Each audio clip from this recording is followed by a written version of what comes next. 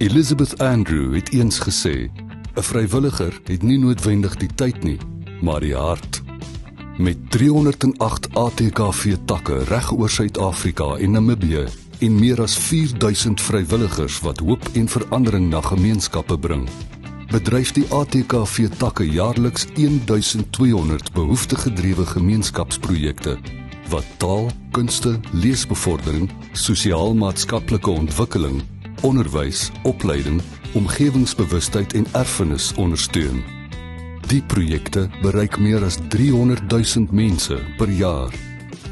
Met die ATKV Ek kan lees projek is meer as 300 leesfasiliteerders opgelei om kinders met leesagterstande te help. Meer as 200 volhoubare organiese groentetuine is aangeplant as deel van die ATKV Groentetuin-projek. Die kindertheaterproduksie Dinosourusse kan nie lees nie is 49 keer reg oor Suid-Afrika opgevoer om 'n liefde vir lees by die jongspan aan te wakker. Dit alles danksy die toewyding van die ATKV takke. Op Internasionale Vrywilligersdag sê die ATKV dankie aan elke ATKV taklid. Dankie dat jy 'n inklusiewe kultuurtuiste vir alle liefhebbers van Afrikaans skep.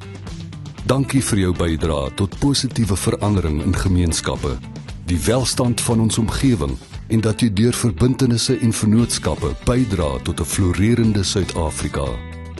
Dankie dat jy in jouself en die toekoms van ons taal en land belê en die verskil leef. Word vandag nog deel van die verskil wat jy in ons land wil sien. Om meer uit te vind oor ATKV takke in jou omgewing, kontak Louise Vrieslaar by 011 919 9000 of stuur 'n e-pos na louisef@atkv.org.za.